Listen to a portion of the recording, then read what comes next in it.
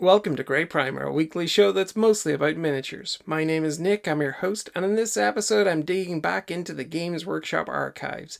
It's a big box set that's gone out of print, but it's packed full of kits that are available today. It's Elves versus Scary Elves in space.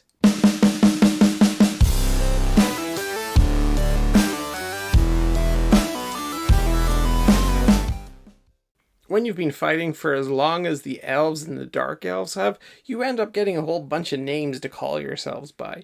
Elves became Eldar, became Aeldari, became Craftworld's Aeldari, or maybe that's the same thing. Dark elves became Dark Eldar, then Drukhari. I think that's it. So let's see how weird and wonderful things get when the elves and the dark elves leave their fantasy forests and head off into space to shoot each other with laser rifles and hover tanks. Back soon.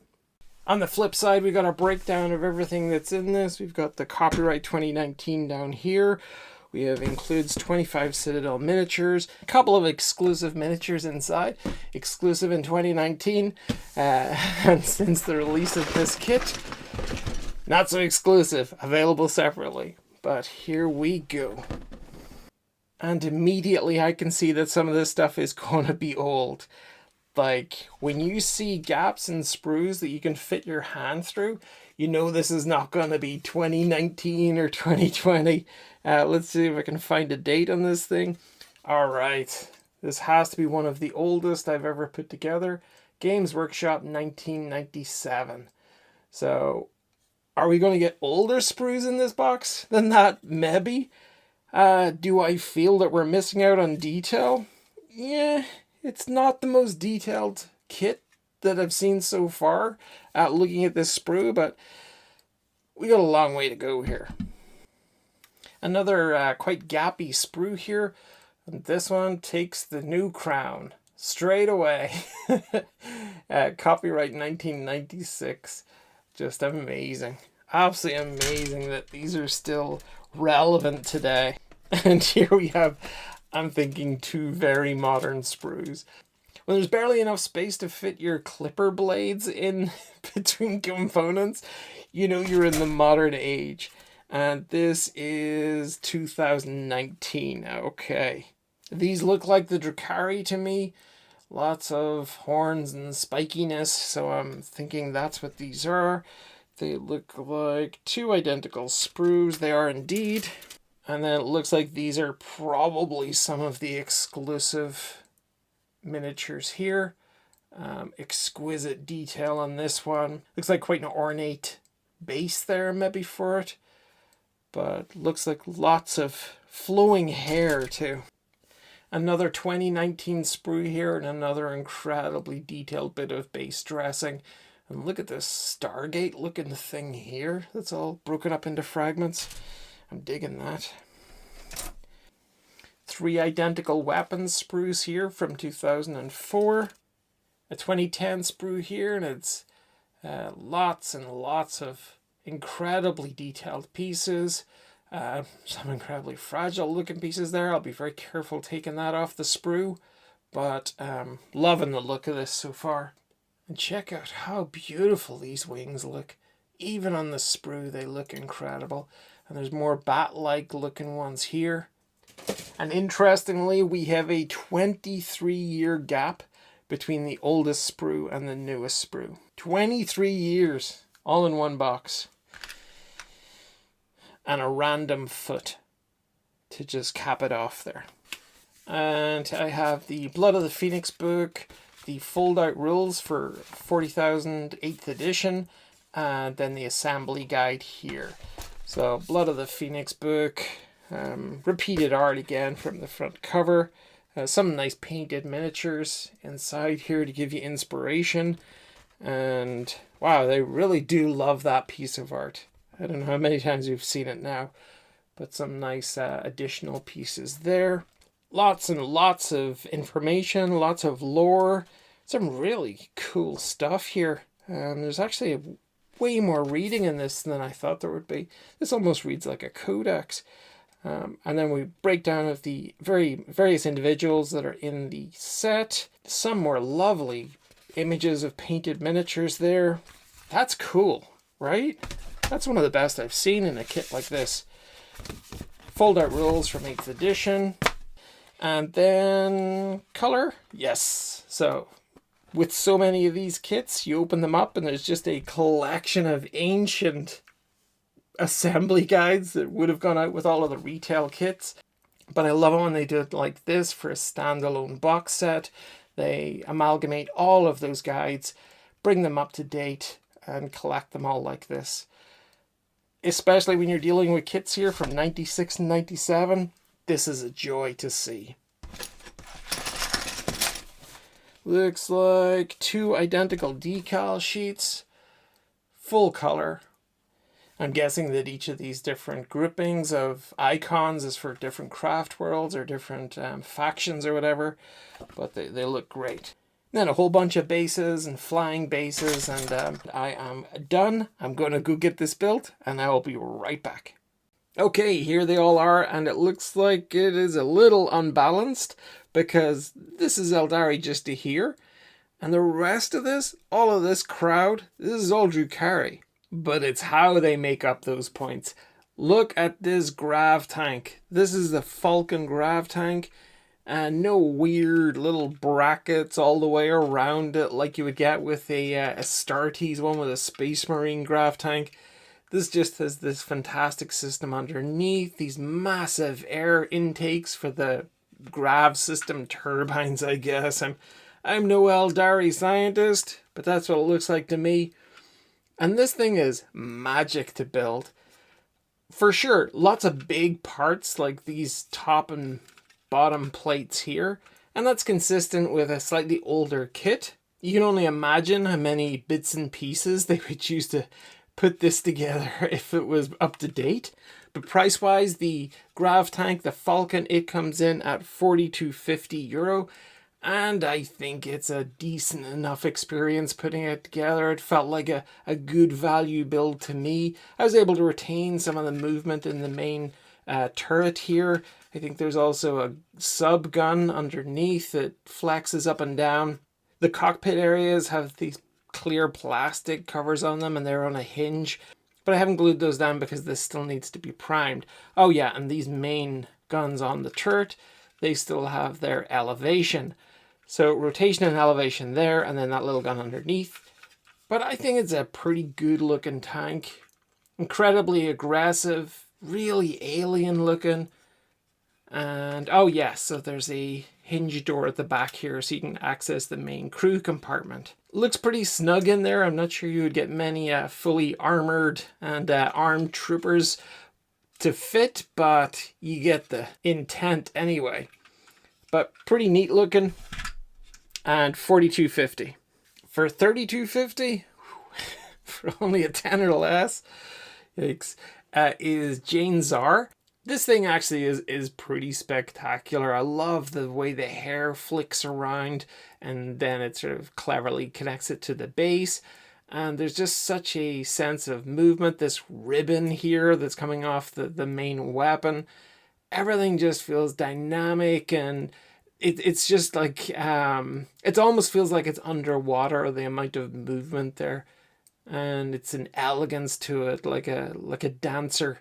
It is pretty fragile. It is a tendency to snag on things, especially these. They're only connected by this very fine point here. I mean, it looks beautiful as something that would be sitting on a shelf. And if you had the inclination and the skill to paint it and do it some kind of justice, it would look fantastic. As a game piece, I'm just not sure, as I think it's only going to be a matter of time before it gets seriously damaged. And then we're into the main bulk of the troops here for the Aeldari, for the craft worlds. These are the 5 Howling Banshees, and let's check them out. Now, these went together very well. They, again, are quite intricate, but not as intricate as the Jain Zar model. Oh, by the way, the Jain Zar was an exclusive when this kit first came out, but has since been made available separately as a standalone. But anyway, back to the Howling Banshees. And I'm a huge fan of the amount of motion in this. I think they are a little bit more robust than the Jain Zar. I like the double swords here, the flowing hair, the robes, the the level of detail throughout. And I think just generally a solid range of miniatures. These come in at $42.50 for 5, and that is on the pricier side, but they are spectacular looking. Constructing them was very easy. There were lots of options for different weapons and things. Poses, unfortunately, are fixed, but you do have head options, which is always a nice touch. I worked with what I had, tried to get the arms going certain ways to just enhance the motion, but yeah, you are kind of at the mercy of the sculptor a little bit, but I tried to make them as cool as possible. And I think they work. I don't really have anything particularly negative to say, apart from that they are a little bit limited in the amount of poses you can put into them. But no, I think design-wise, they're pretty neat. So yeah, $42.50 for 5, so the same price as the tank. And let's just get on to the last piece here from the Aeldari. And this is one of the Vipers, and this comes in at €25. Again, some very cool alien styling with this without ever looking insectoid. I love the sort of the sweeping lines, the almost blade-like surfaces like here. I just think that this really works, and it doesn't feel dated at all to me. Weapon system on the back there on this, like I guess a gyroscopic platform. I lifted the canopy there just so you can see the pilot, and he has like a heads-up display there. But I do like the Vyper. I think it's a decent enough little vehicle.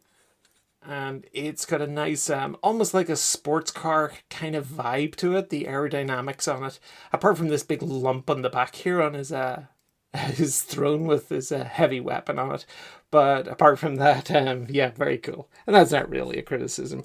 No, I like those. And both of those vehicles do come with flying stands as well. But let's move on to the Drukhari and see what we got.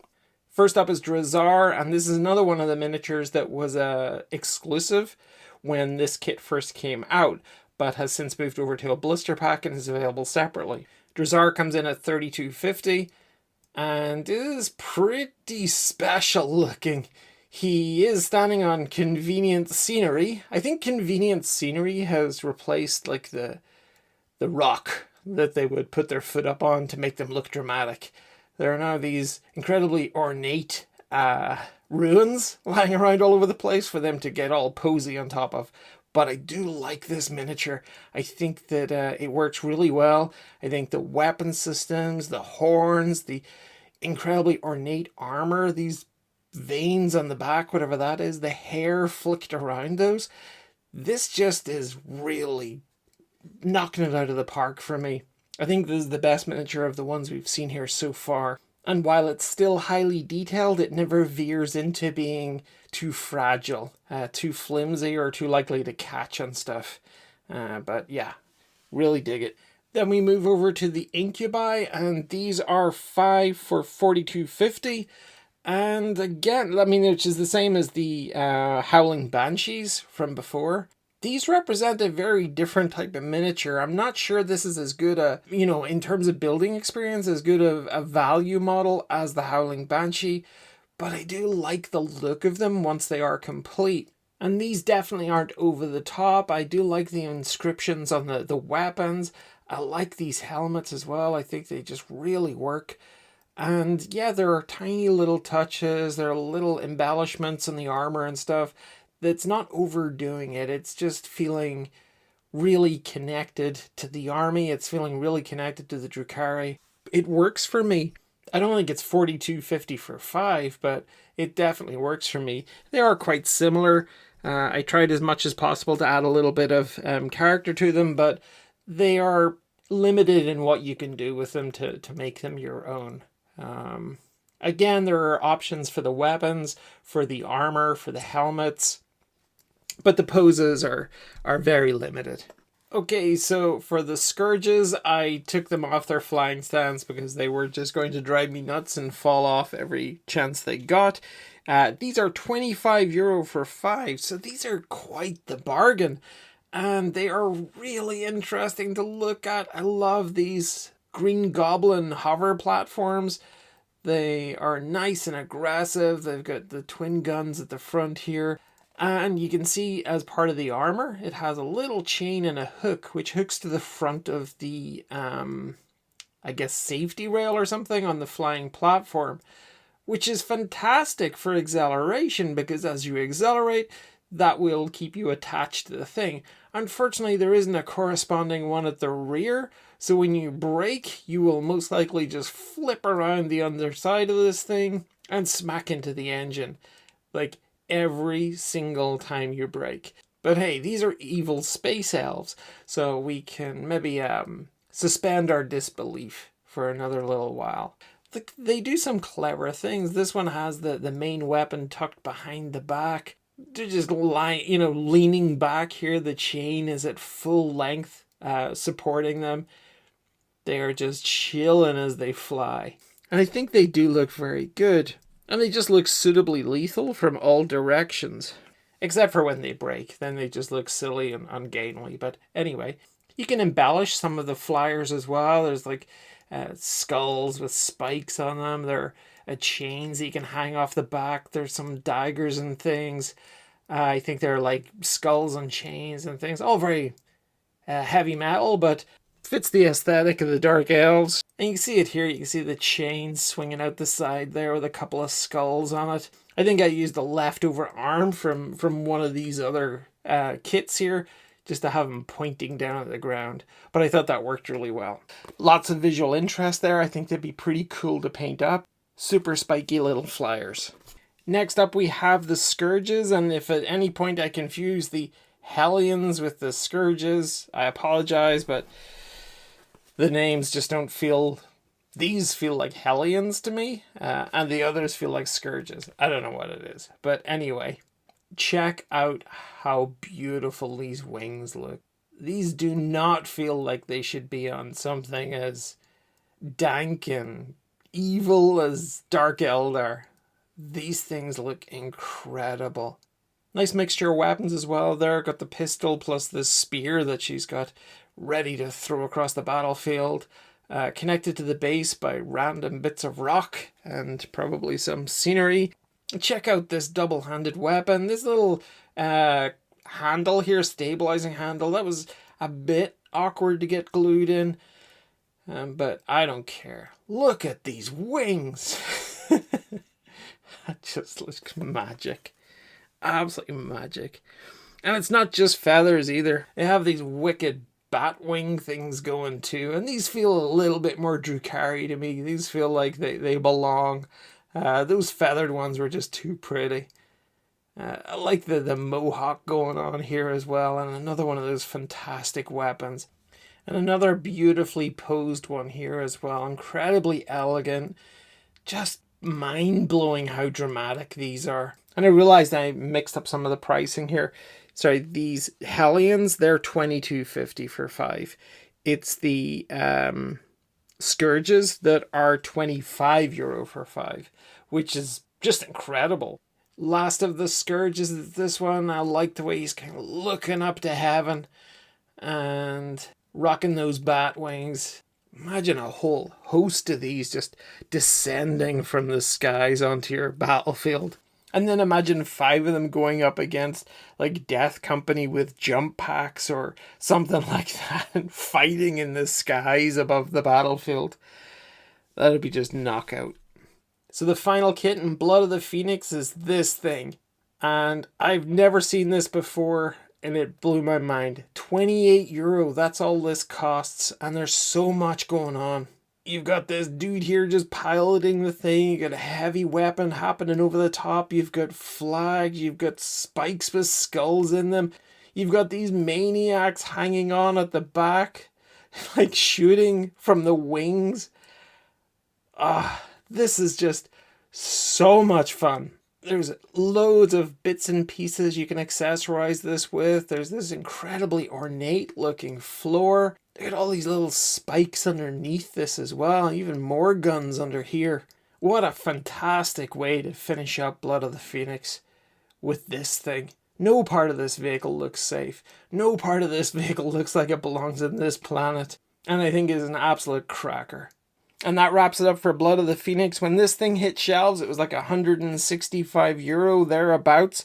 If you were to now try to make it up individually, it would be closer to €300. And with that kind of value, I mean, even if you only wanted half of the box, like one of the armies, there are plenty of marketplaces and stuff on Facebook or wherever that you could offload them on. And local gaming clubs will often have buy and sell boards where you can post up what you got. And if your particular club doesn't, maybe suggest it to the owner that they do that, or start up like a specific Facebook group or something. It took several sessions for me to put this set together. I really wasn't expecting it to be as time consuming as it was, but it wasn't a boring experience. I didn't feel like I was just constantly repeating model after model. Every single one of these figures and vehicles felt unique in some way, even if I didn't have a huge amount of control over poses and things like that. My favorite vehicle was the Venom from this box set, and my favorite single miniature was the Drazhar. So the Drukhari have won out the day. On the next episode of Grey Primer, I'm going to be unboxing the Craft World's Vanguard Detachment Apocalypse set. And that's kind of like a Battle Force, but a lot of repeats generally in kits that come onto that Apocalypse range, but they will all be available separately too. So I'll break it down the same way I've done with this kit, and I'm looking forward to sharing that with you in the next episode. Don't forget to like, share, and subscribe if you're enjoying this content, and until the next video, bye-bye.